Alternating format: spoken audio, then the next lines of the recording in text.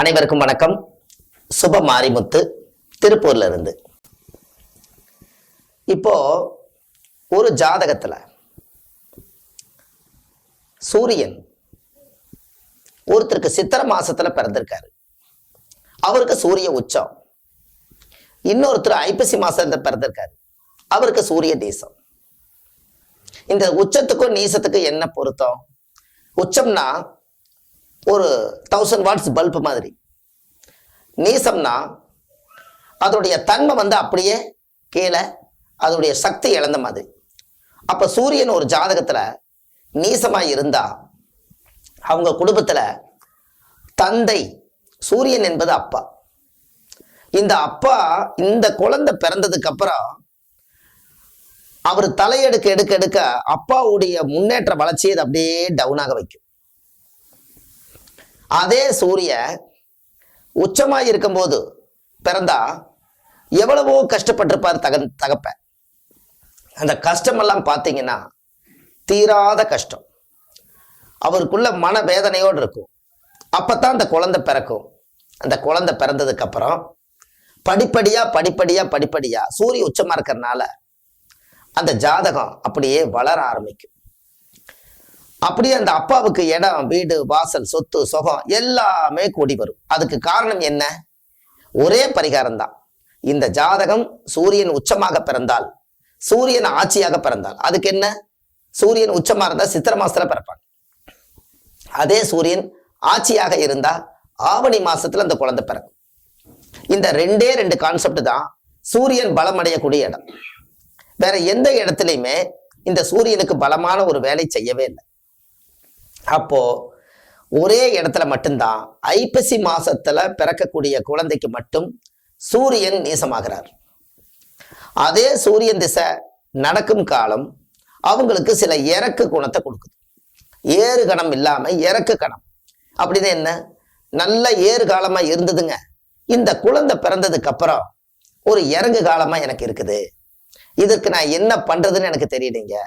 இது எப்படியாவது ஒரு வகையில எனக்கு இந்த சூரியனுடைய நீசத்தன்மைக்கு ஒரு எளிய பரிகாரத்தை நீங்களே சொல்லுங்கன்னு ஒரு பதிவுல கேட்டாங்க. அதுக்கு உங்களுக்கு ஒரு விளக்கத்தை கொடுக்குறேன். அப்போ சூரியனை நீசமாயிருச்சு, அதுக்காக தந்தையுடைய தொழிலை கீழே கொடுக்க முடியுமா? இல்லை இந்த குழந்தையை நம்ம தனியா வைக்க முடியுமா? முடியவே முடியாது. அப்போ தெய்வத்தினுடைய அனுகிரகத்துல போய்தான் இந்த நீசத்தன்மையை நிவர்த்தி செய்ய முடியும். அப்போ யாரெல்லாம் ஐப்பசி மாசத்துல பிறந்திருக்காங்களோ அவங்க குடும்பத்துக்குள்ள ஒரு மூல மந்திரத்தை காலையில எந்திரிச்சு நீங்க சொல்லிட்டு வந்தீங்கன்னா அந்த நீசத்தன்மையில இருந்து அந்த ஜாதகரும் ரிலீஸ் ஆயிருவாங்க, அப்பாவும் தலையெடுக்கிறதுக்கு நல்லா இருப்பாங்க. அதுக்கு ஒரே மூல மந்திரம் எழுதிக்கங்க. ஒரே வார்த்தை தான், ஓம் நமச்சிவாயா. இந்த ஓம் நமச்சிவாயா அப்படிங்கிறத 108 முறை காலையில் எந்திரிச்சு ஒரு பூஜை அறையில நின்று ஒரு விளக்கேத்தி வச்சுட்டு ஓம் நமச்சிவாயா, ஓம் நமச்சிவாயா, ஓம் நமச்சிவாயா இப்படி ஒரு 108 முறை நீங்க சொல்லிட்டு போனீங்கன்னா அந்த குழந்தைக்கும் அந்த சிவனுடைய அருள் வரும். சூரியன் என்பது சிவன். அந்த நீசத்தன்மையில் இருக்கிறனால நீங்க நமச்சிவாயா சொல்ல சொல்ல சொல்ல சொல்ல சொல்ல சொல்ல அந்த நீசத்தன்மையிலிருந்து அப்படியே எகிரி மேல வந்துருக்கு. இதை செஞ்சு பாருங்க, உங்களோட வாழ்க்கையில ஒரு மிகப்பெரிய ஒரு மாற்றம் அடையும். ஏன்னா எல்லாத்துக்குமே ஐப்பசி மாசத்துல பிறந்துட்டோம், நல்லா போயிட்டு இருந்தது, என்னன்னு தெரியலைங்க. இந்த குழந்தை பிறந்ததுல இருந்து வளர்ச்சியே கம்மியா இருக்குதும்பாங்க. அது காரணம் எதுவுமே இல்லை. ஒரு நல்ல ஒரு பிளானட் உலகத்திலேயே வக்ரம் இல்லாம ஒரு நேர்கோட்டில் வரக்கூடியது ஒரே கிரகம் மட்டும்தான், சூரியன் மட்டும்தான்.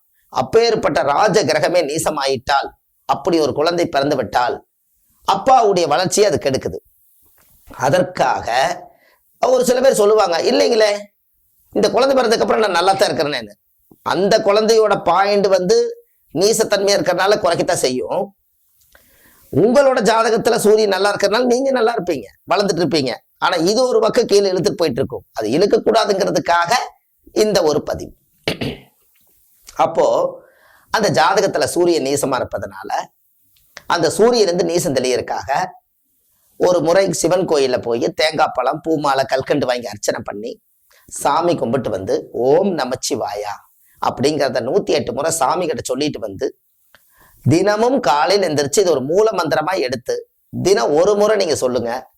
அந்த குழந்தையுடைய ஆயுள் ஸ்தானமும் நல்லா இருக்கும், அப்பனுடைய ஆயுளும் நல்லா இருக்கும். எதிர்காலத்துல சூரியனுடைய திசையோ புத்தியோ அந்தரமோ சூட்சமோ வரும்பொழும் காலம் இந்த குழந்தைக்கும் தந்தைக்கும் பாதிப்பு எப்போதும் வராது. இதை கட்டாயமா ஒரு முறை நீங்க செய்யுங்க. இது ஓம் நமச்சிவாயாங்கிறது உலகத்துல எல்லாமே சிவன் தான்.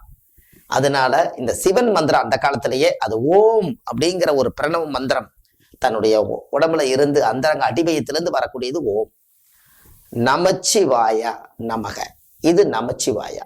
நீங்க எப்படி விருப்பமோ அப்படி சொல்லுங்க. இதை சொல்லிட்டு வாங்க.